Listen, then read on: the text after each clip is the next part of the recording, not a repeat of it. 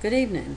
My name is Charlotte Greene, and I have a thematic unit on oceans. This is for my uh, Learning Station presentation, week 4. This is a 2-week unit on the ocean. On day 1 is the introduction. I chose to do this unit because I was raised in California near a beach and I have background knowledge in this area. I have a map activity and a learning station exploration going over what we will be doing for the next 2 weeks, what the expectations are, drawing the rubric on the board with some class participation, introduction to the unit, and viewing the Magic School Bus on the ocean floor video. It can be found in many places, the library, YouTube, where you can purchase it. We'll be watching a couple of videos as well.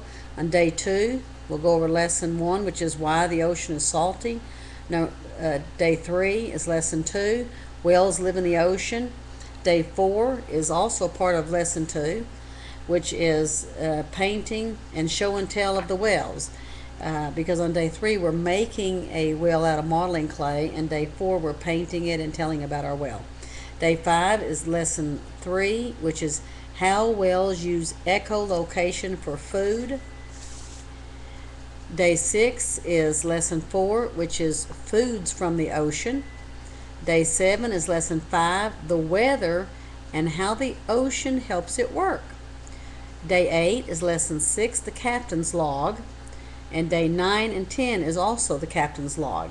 Day 10 we have group presentation with our captain's log, and so I chose to do the captain's log as my presentation because I know it only handles so many minutes worth, and this is the one that we do more days than the rest of them.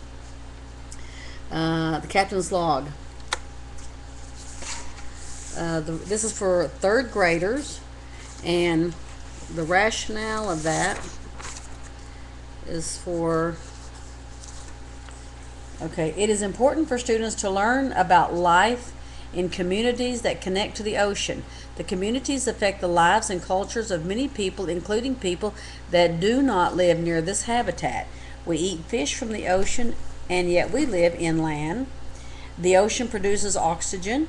Fish, whales, dolphins, crabs, seabirds, and just about everything else that makes a living in or off the oceans owe their existence to plankton, a one-celled plant that lives in the ocean surface. In the process of photosynthesis, plankton releases oxygen into the water. Half of the world's oxygen is produced via the plankton photosynthesis. The other half is produced via the photosynthesis on land. The objective is for students will be able to identify at least 2 jobs created by the ocean and or its uses by introducing them to their classmates. Students will use the internet, trade books, and other library to find information that illustrates how some customs are influenced by their communities, proximity to the ocean. At least 3 pieces of information is necessary to make a good grade. The areas of integration would be social studies. It can also be used for history, language art, and art. The materials that's needed is paper, poster board, markers, crayons, colored pencils, and some artifacts like maybe a grass skirt, some lace, whalebone items, things like that the teacher can show the class. The anticipatory set, it takes about 5 minutes for this. We will discuss various jobs created by the ocean. There are many career opportunities near the ocean. The ocean and other water sources together cover 2/3 of the Earth's surface. Because of this, water provides many jobs. We transport food and people across the ocean. The ocean affects our weather and provides many different jobs in that area. The weatherman, the cameraman, the people behind the scene that help out, all of them have a particular job function with reporting the weather. We have fishermen, scientists, oceanographers, etc. The ocean provides energy by producing electricity. There are many jobs provided in the electric jobs produced by the water current. The ocean provides a recreational area for many people. We can get the students talking about jobs a person can do on or near the ocean. We can bring in a lifeguard's whistle, a diver's mask, a fisherman's net, rocks, and seashells. The ocean also provides us with food and minerals. The procedure. I will inform students that we will be spending the next few days in the library to conduct research on the ocean. Students will pair up and sign up for one research topic per pair. Students should use information from 2 books and at least 1 internet source to find their answers. After locating information on their topic, students should role play a fictional person who has the real life experience of working on or near the ocean. Each team will create a report to the form of a journal entry that covers aspects of their chosen research topic. Journal entries are to be written in first person and will later be compiled into a book titled The Captain's Log. Using crayons, markers, colored pencils, each pair of students will be responsible for creating a poster that illustrates the highlights of their findings.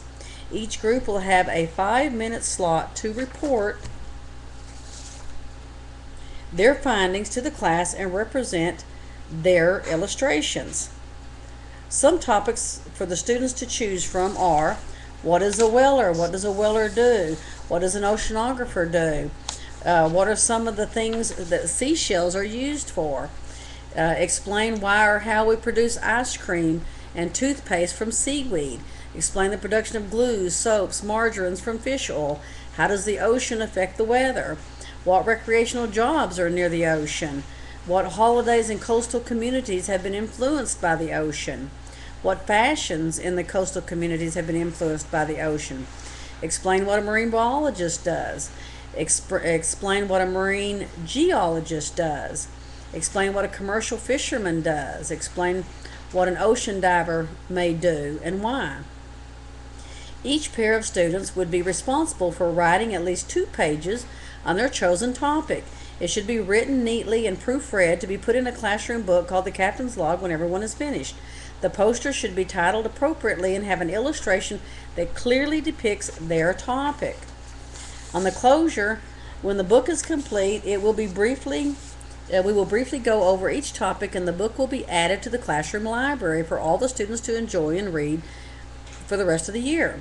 The considerations: the special education to GT modifications would need to be made in either category. With special ed, I would have a topic pre-chosen for them that would be a little easier for the special ed, with some books and internet sites already picked out. And with the GT students, I would have some extensions prepared so that they would not get bored. For the English language learners, I would have some books in Spanish or other appropriate languages available on ocean jobs for them to read at home, after school, or with their ELL teacher.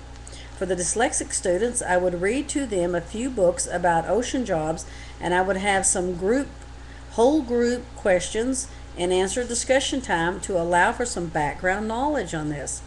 I would plan ahead of time with the librarian to be more prepared for my class to participate in ocean learning by using library books and internet sites. I would help the students that seem to be struggling or need help to correct any errors or give ideas or advice when necessary. On the assessment and evaluation, I would look at each group's poster to make sure that they had followed the description of the jobs for their chosen topic. I would check their written journals for accuracy and major mechanical errors such as spelling and grammar. I would make sure that they have met the resource requirement for each pair of students. For the extension, adding a learning center with popsicle sticks for each student to make ships. Invite the students to dress up and make a few props for their class presentation to help us to get the sense of the topic that they chose for whichever job it was, career goal. Draw pictures of people working on jobs related to the ocean: whaling ships, merchants, oil rigs, cargo ships, military sailors, geologists, fishermen, etc. They could write a poem or a story about a person that works on a job related to the ocean, such as a geologist, fisherman, a sailor. We could add a learning center with videotapes and books related to jobs connected to the ocean. And I've also listed a list of references on my document that I sent in with this. Thank you very much, and I hope you've enjoyed my presentation. This is Charlotte Greene. Have a good day.